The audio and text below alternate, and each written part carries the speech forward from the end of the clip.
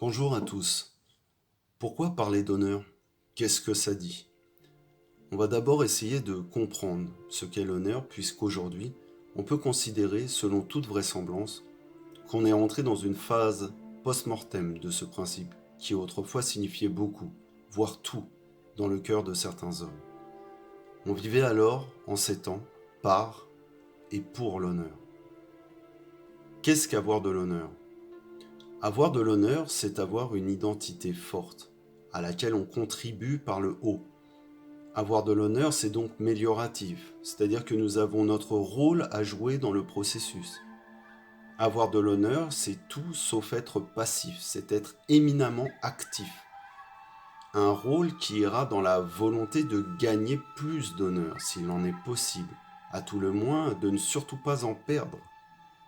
C'est par conséquent un sentiment de dignité très fort. À l'inverse, perdre son honneur, tout d'abord, ce n'est pas la même chose que perdre la face. En effet, on peut avoir le sentiment d'avoir été blessé dans son image, d'avoir été offensé par du mépris ou une insulte par exemple. Mais l'honneur, ce n'est pas l'orgueil. L'orgueil est toujours une image exagérée, exacerbée, trompeuse de soi. Ici, il y a un piège tendu par la confusion entre l'orgueil, qui est plus lié à l'ego, c'est-à-dire au moi-je, et au sentiment d'honneur. Ce n'est pas la même chose, car il faut ici le souligner. Si l'honneur n'est pas l'orgueil, il en est extrêmement proche. Orgueil et honneur contribuent en effet au même principe d'identité, selon l'authenticité ou l'inauthenticité. La séparation, la différence, ne pouvant se faire qu'avec le sentiment d'humilité et de piété. Évidemment, je ne parle pas d'une fausse humilité ou d'une humilité qui dénie à l'individu tout mérite, quel qu'il soit, mais au contraire, une humilité qui restitue la part des choses entre les efforts nécessaires à son amélioration vers plus d'honneur et ce qui a été conquis d'ores et déjà. Honneur, orgueil, humilité, vanité. C'est un combat difficile, voire impossible, pourtant source d'amélioration de soi, mais où malheureusement beaucoup se sont fourvoyés. L'honneur, c'est le juste sentiment de fierté d'appartenance à une lignée, à une terre, une culture, un seigneur, une communauté et j'en passe. Il repose sur quelque chose qui précède le moi dans sa construction. C'est pour ça qu'il est avant tout piété, c'est-à-dire un profond respect des anciens, de façon plus générale de ce qui nous a précédés avec vertu. L'honneur, c'est ce sentiment perçu et vécu de piété avant tout. On le voit. Avoir de l'honneur, c'est une relation de piété, filiale souvent, mais pas uniquement. L'honneur est en constante relation avec la société d'appartenance, les ancêtres, seigneurs, coutumes et traditions, en somme, tout ce qui a précédé et constitué le système de droits, vertus et qualités auquel on appartient. L'honneur, c'est aussi le respect de la parole donnée. La parole d'un homme d'honneur vaut tout l'or du monde. Elle vaut serment, bien plus qu'un contrat. D'ailleurs, le contrat apparaît quand disparaissent les hommes d'honneur, au profit des marchands. On fait des contrats car la parole ne vaut plus. L'honneur, c'est aussi l'engagement sans faille, le courage indéfectible, sans pour autant s'y réduire. Il est par conséquent l'inverse de la résignation et de la lâcheté.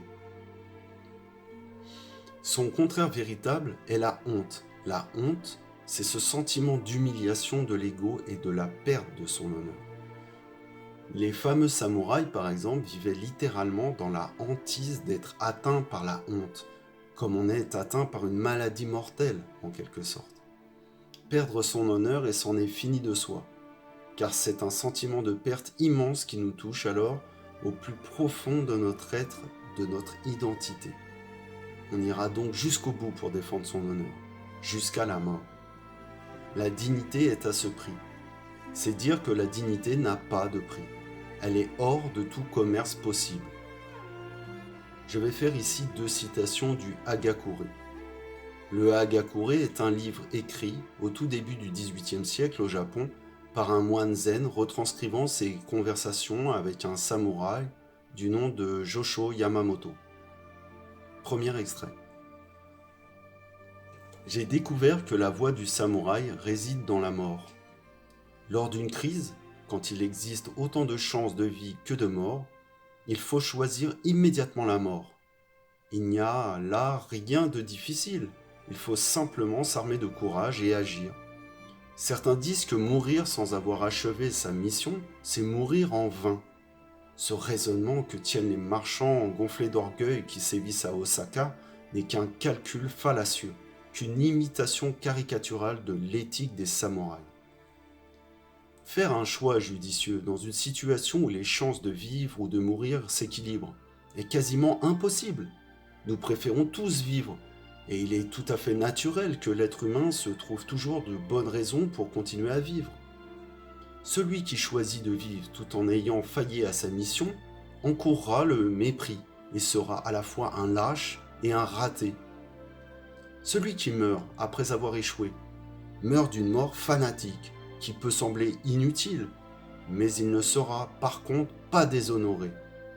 Telle est en fait la voie du samouraï. Fin du premier extrait.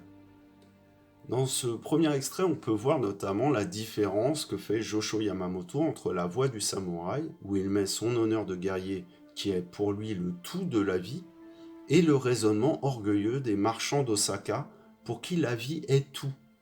Énorme différence. Ne l'oublions pas, Josho Yamamoto parle de son temps pour son temps. Deuxième extrait. Le calculateur est un lâche. Si je dis cela, c'est que le calcul porte toujours sur le profit et la perte, et que, par conséquent, le calculateur n'est préoccupé que de profit et de perte. Mourir est une perte, vivre est un gain, aussi décide-t-on de ne pas mourir. On est donc un lâche. De même, l'homme instruit camoufle sous son intelligence et son éloquence la lâcheté ou la rapacité qui forment le fond de sa nature. Peu de gens voient cela. Fin du deuxième extrait. On l'a vu au travers des extraits, l'honneur, c'est le principe qui commande à la vie, pas l'inverse. Cela peut nous paraître complètement fou à nous autres, qui vivons dans une société de consommation capitaliste, pacifiée en principe et surtout très loin de tout code d'honneur. Le monde des marchands, le capitalisme libéral, ne pourrait laisser être ou même se permettre une vertu aussi aristocratique, c'est-à-dire aussi antinomique d'elle-même.